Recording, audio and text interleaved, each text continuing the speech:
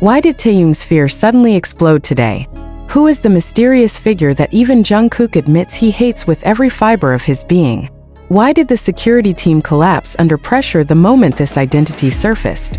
And how could the stalker, who has been hiding in the shadows for months, finally be connected to the break-in that shook the ARMY community? If you're watching this right now, don't forget to like, comment, and subscribe so we can uncover the truth together. Because what you're about to hear will change the story forever. Nobody expected the truth to arrive today. Not the fans waiting outside the hospital. Not the protective guards who had doubled their patrols. And definitely not Jungkook, who had sworn that he would never again allow fear to enter Taehyung's life. Yet the moment Taehyung whispered a single sentence, a name he had kept locked inside his nightmares, everything collapsed. He began around 3:21 p.m., a time that later felt like a curse.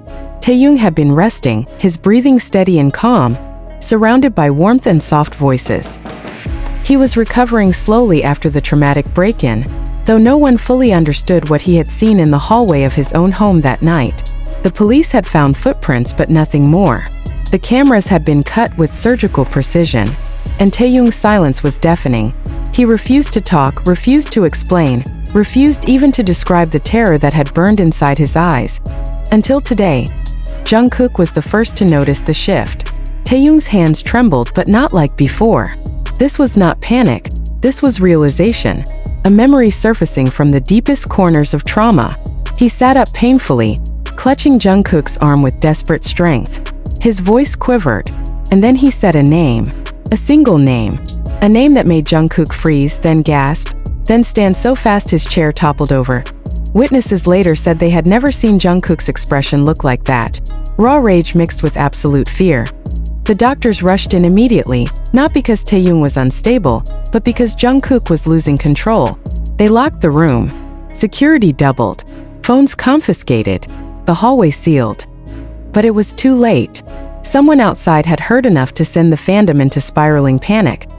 The mysterious figure Taehyung named was someone who should not exist anymore. Not someone from the music industry. Not a rival. Not a family member. Someone worse. Someone who had followed Taehyung long before he became a global superstar. A stalker whose obsession had grown so intensely over the years that the authorities once considered him psychologically dangerous.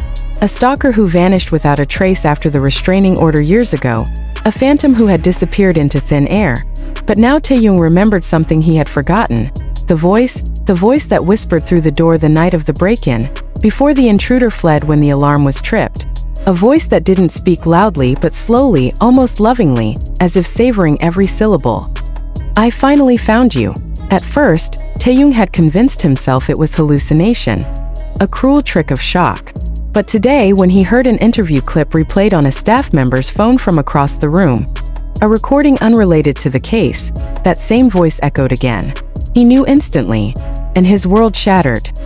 Jungkook didn't even need confirmation. He had heard the name and reacted instantly. He had always hated this person, hated him for what he did years ago, hated him for scaring Taehyung when he was still new in the spotlight, hated him for slipping out of reach every time the police tried to track him. That hatred never left. The security footage from the break-in showed only a hoodie, gloves, and a mask. But Taehyung had seen the eyes that stared like they owned him. He remembered the footsteps in the hallway of his home, deliberately slow, not like a thief looking for valuables, but like someone savoring the hunt. Why did it take this long to remember? Because trauma shields the mind. The brain protects the victim by burying memories too painful to face. But once unlocked, everything floods. Jungkook tried to calm Taehyung while fighting his own rage. He begged him not to force himself to remember more.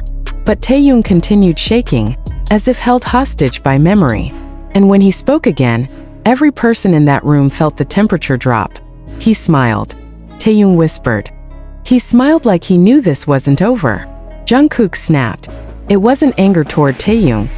It was anger toward the monster who had taken so much from him. He punched the wall hard enough to split his knuckles and yelled at the guards to hunt the man down. Staff tried to restrain him, but he refused to stop.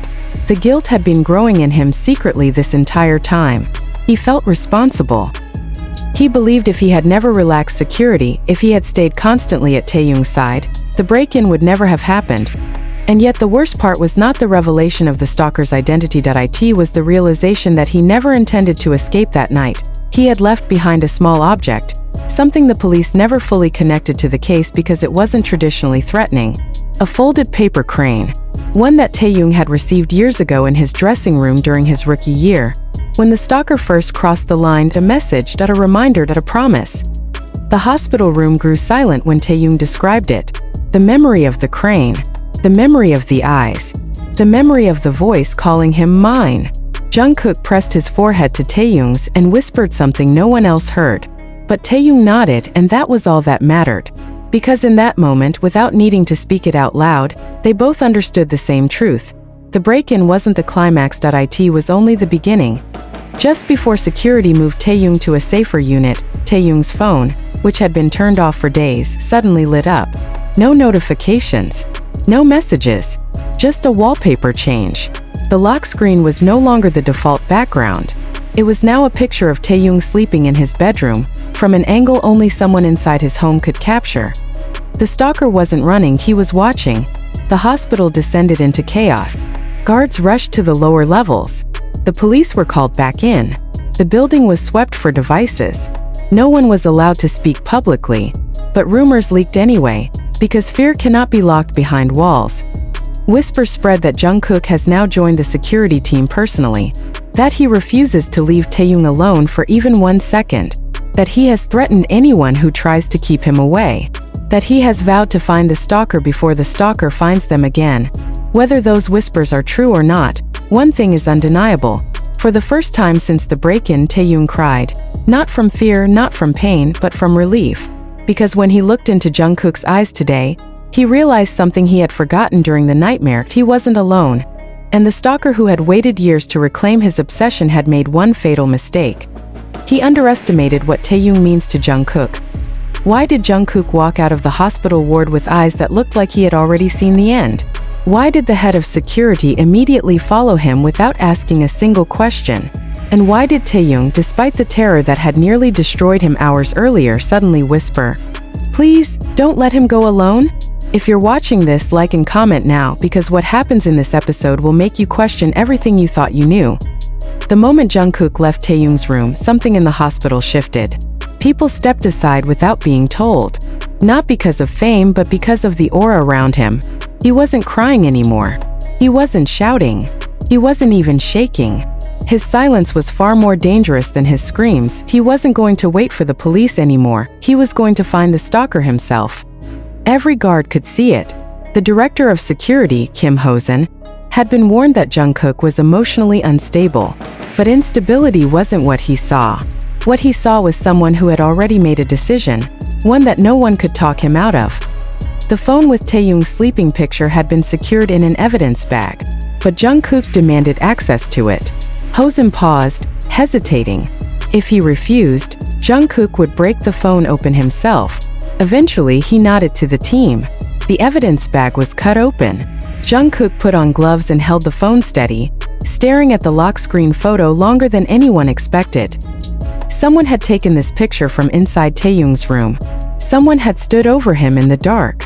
Someone had been inches away from touching him. The thought alone could destroy someone, but Jungkook didn't flinch. He zoomed in on the corners of the room. The shadow patterns, light sources, angles.